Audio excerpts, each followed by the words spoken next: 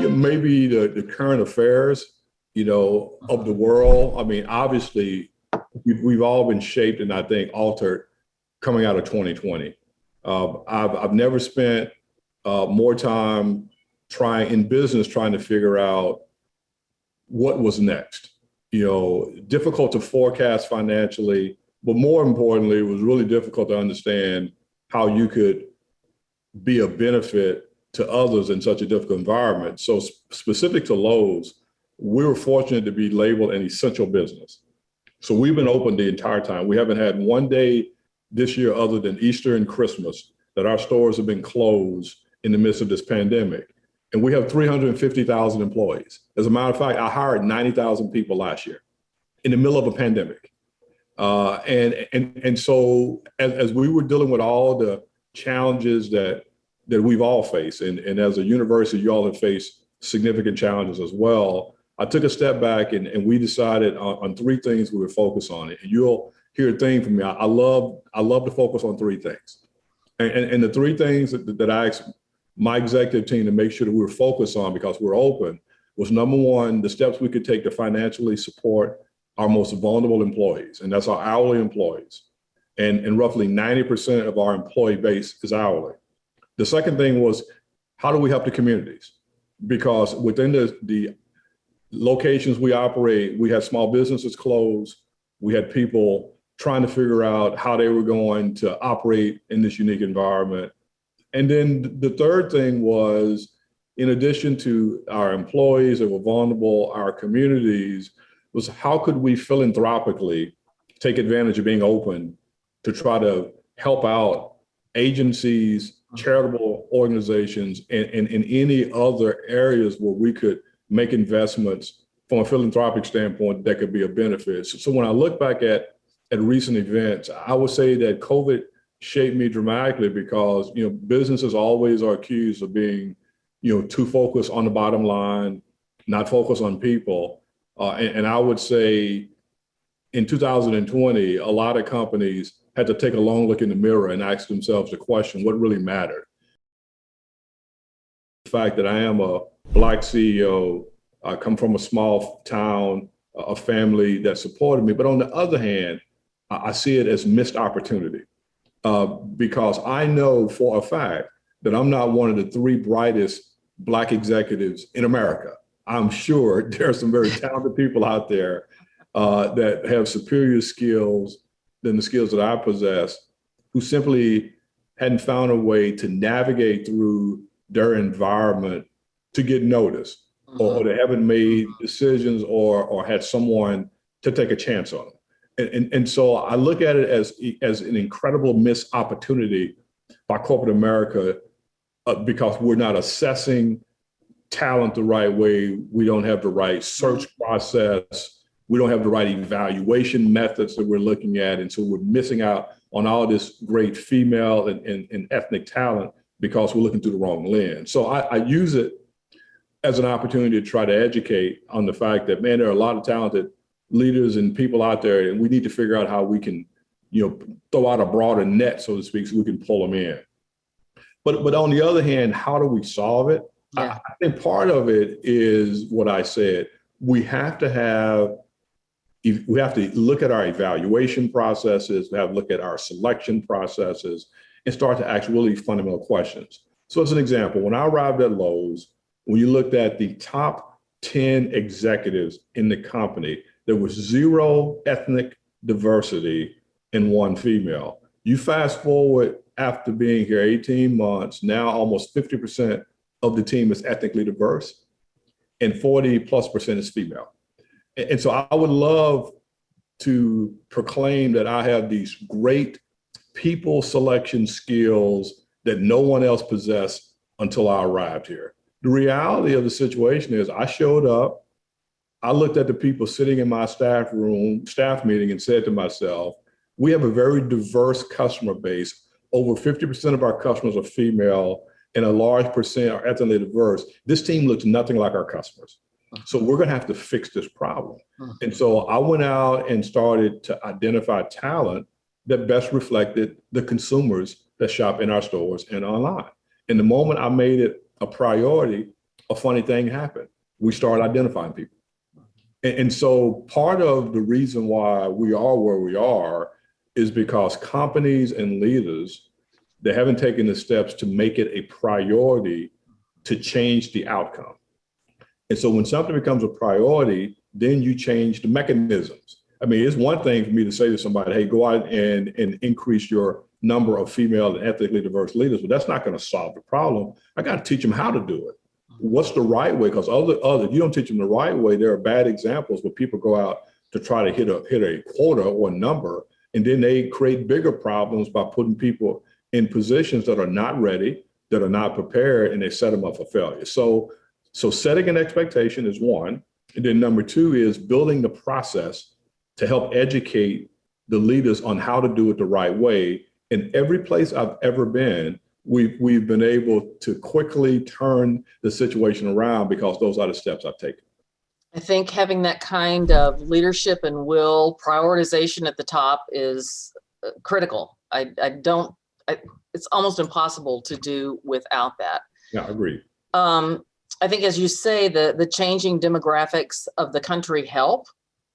We've got a more diverse base of consumers out there, and trying to reflect that and who we are makes a lot of sense. But at the end of the day, there's some things internally in the company that, and across the country, that are going to have to change to make that happen. I tell people often that there's an organization that has been for decades looking at the number of women at the tops of corporations. And that number basically hasn't changed in 30 years, and certainly as a percent. What's the best kept leadership secret that they should have taught you somewhere along the way and they didn't, and you had to learn it on your own? I think it's two things. And the first one is the power of keeping things simple. Business is inherently complex. And with all the digitization and technology that's being layered into business with artificial intelligence and machine learning and all the different aspects that speed up decision-making, it is so easy to believe that complexity is just part of the day in and day out way that business operate. And I would argue just the opposite. I would argue that any great business that's had sustainable success operates on very consistent and very simple principles. And one of the reasons why I'm a big believer in that is because I think one of the hallmarks of an effective leader in business is the ability to take anything that's complicated and break it down into simple components so that the entire employee base, from the entry level to the more senior level, can understand exactly the contribution they individually have to make to drive success. And I wasn't taught that in school. As a matter of fact, I came out of Memphis State, down to University of Memphis, from a little small town. I went to Emory University to get my MBA, to just gain more about knowledge and P&L and strategy. And from all of those interactions, nobody sat me down and said, you're going to be most successful if you can create a simple plan to drive incredible execution and performance, versus the way you show up to a meeting and demonstrate your level of intelligence is to just create and present the most complex process you can, because people will walk away thinking, wow, this guy sure is smart. We don't understand what he said, but man, he's a really smart guy. The problem with that is that the people on your team can't execute that strategy. Right. And so the thing that I've learned is when you can keep things really simple, when you can have clarity of purpose, it is a force multiplier in any business. And the other thing that I didn't learn is the importance of being transparent and honest. And when I say honest, that's probably the wrong word. Transparent and direct relative to performance and feedback on an ongoing basis. I worked for leaders that the only time that I received feedback on my performance was at my annual performance evaluation. But rarely did I work for someone that would give me real-time, on-the-spot coaching on things that I was not doing correctly. You know, and so one of the hallmarks that I have, and something that I teach everyone that reports to me, is the most boring event of the year should be an annual evaluation. Because there should be nothing said in that session that your direct report hadn't heard 100 times throughout the year. There should be no surprises. No surprises. No surprise. It should be so. So the question is, just like an effective coach, are you providing daily, weekly, real-time feedback? A coach doesn't have a player on the basketball court make a bad play, call them to the sideline, and then give them the feedback a year later. They call them to the sideline, they coach them on what they did wrong, they give them advice on what they should do right, they pat them on the back, and they send them back in the game to see if they can correct the mistake. And I think leadership is the same way. I didn't learn that in business school. I didn't learn the importance of that direct, transparent feedback, real time, so that you can correct issues in the moment and not wait until the end. So simplicity and just direct, transparent feedback, real time are two things that I think that if we can teach our students that these things matter, whether you're an analyst or a CEO, these things matter. And a lot of companies over the last year have said a lot of things, but when you go and look at their C-suite, when you look at their boards of director, it's not aligning with the messages that they're sharing. So my question is, what advice would you give your Fortune 500 peers? And then also, what advice would you give small employers who need to do more work also? It's a great question. I think for my Fortune 500 peers, I will just share with them the advice that I gave my management team, and that is talk less and do more. We don't need to be out there talking about what we're going to do or what we need to do. We just need to go and do it. When I joined Lowe's, as I mentioned earlier, and I looked at my executive ranks and realized that we were not diverse, I didn't have to hire a group of consultants. I didn't have to do a study. We just fixed the problem. I met with my head of human resources. I met with my executive team, and I just basically said, this team does not reflect America.